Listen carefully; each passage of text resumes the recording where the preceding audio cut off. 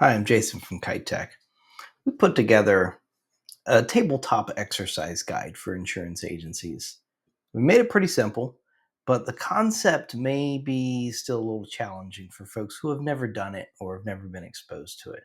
But as we, climb the maturity model in our cybersecurity postures, and we're doing more things, we're implementing MFA, we really think we've got things tightened down. Now it's time to test it. And one of the ways we test it is through testing, penetration testing, things like that. But one of the other ways, and the critical way, is just really picking apart the what if scenarios. What would we do if this happened or that happened?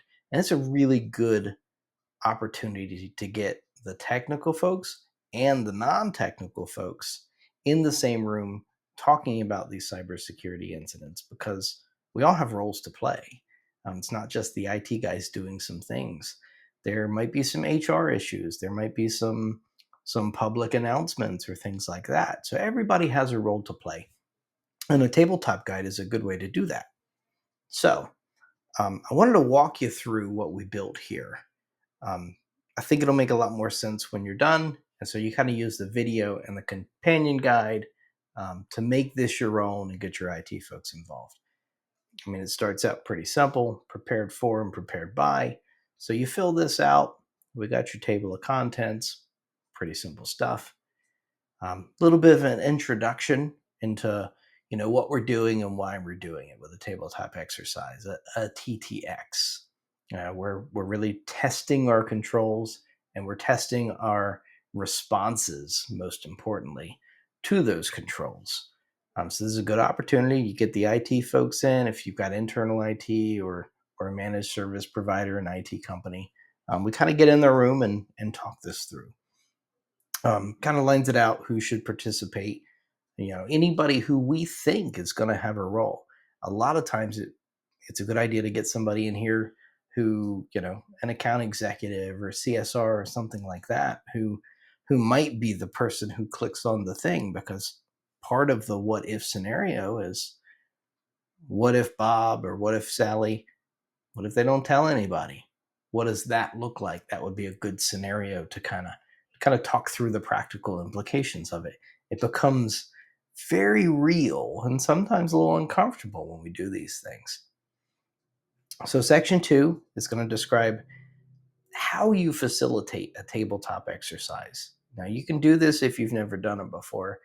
It does help to have a little bit of experience here. Sometimes it does help to be um, an IT person of some kind. But fundamentally, you're a facilitator. You're the meeting holder. So if you've got IT in the room, you don't have to be the technical person. You just have to present the scenario, make sure everybody plays their own parts, um, keep the whiteboard going, flip chart, maybe take some digital notes, make sure people have snacks. I recommend bourbon. So as this exercise, the facilitator kind of runs through the script. There is a little planning, there's a little bit of logistics here. You can do it in a Teams meeting, you can do it in a room around there, but the facilitator's job is to really make sure everybody shows up, participates. If you see somebody who's kind of checked out, make sure you're directing the conversation to them to bring them back into the room. I got a little sample welcome email here. You're going to want to flesh that out with some of your own stuff. But then you kick them out. You kick out the email. You invite everybody to the meeting. Um, you can get as complex or as simple as these things. I put together a couple sample things for an after action review. I got a cheat sheet in here. I got a little bit of a checklist. Um, you really want to kick these around to your IT folks and make them your own. The better this stuff reflects you, your specific challenges, your specific risks, um, the more um, the more accurate the exercise is going to be. But I threw those in there so that you'd have a starting point. Um, After action review: what worked well?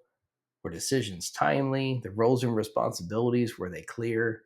We kind of want to pick out the right, wrong, and missing of things, because we're going to come out of this exercise knowing some things, knowing that we're prepared for certain things and knowing that we're unprepared for certain things. So that's really going to be helpful as well. It doesn't have to be in Word or PDF. You could just take notes and go around the room and record everybody's responses. That would be fine too. I did give you a little notification cheat sheet in here. This is important as you talk through these exercises. You need to know that there are some non-negotiables. Picking on New York DFS, for example, they need to be notified in 72 hours. So when you work in your scenarios, make sure you set that clock, because that's what New York wants. So if it takes you 2 weeks, you automatically know that's unacceptable from a New York standpoint. I gave you a little self-assessment checklist here.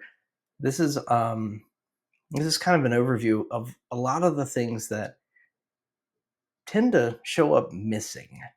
Or as you walk through these exercises, you'll realize, you didn't have this, or you didn't have logging that goes back a length of time.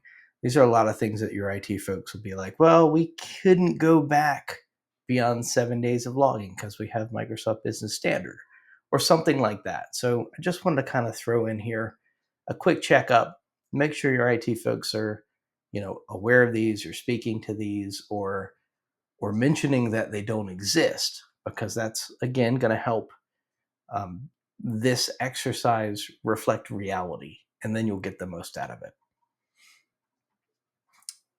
So put together a little bit of a facilitator script to kick it off, but really this kicks off just like any other meeting. You kind of set the scenario and then say, okay, this is what happened, blah, blah, blah. You fill it with some color, and then it's a conversation of, okay, what do we do?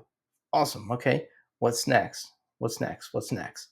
And it just evolves organically at that point. So I gave you a couple of scenarios to get you started. These kind of reflect some real world scenarios, some things you'll run into. I would recommend running these by your IT folks, either internal or external. They're going to be able to provide a lot of color in these, how things might look and feel and come through your very specific environment. The better the scenario reflects reality, the better the conversation is going to be. So I added a couple here to kind of demonstrate and show you what that could look like. You definitely want to create your own. You definitely want to kick these over to your IT folks and maybe ask that they create some for you in some very specific things that they're seeing.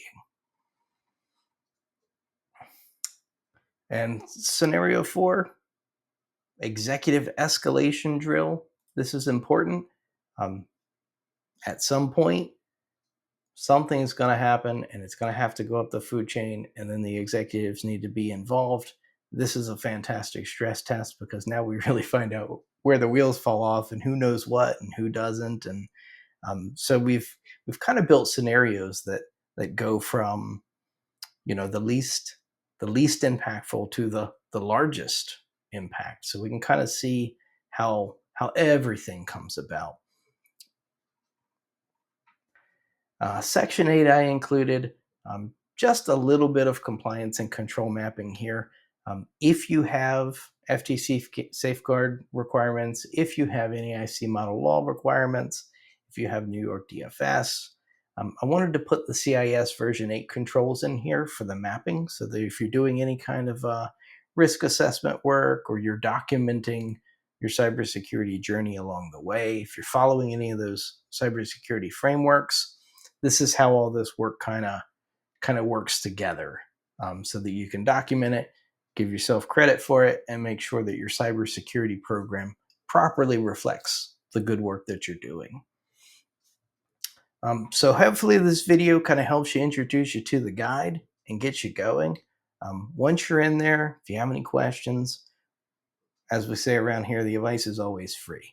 Feel free to reach out. I'm happy to help anybody in any way I can take advantage of this free stuff. So good luck.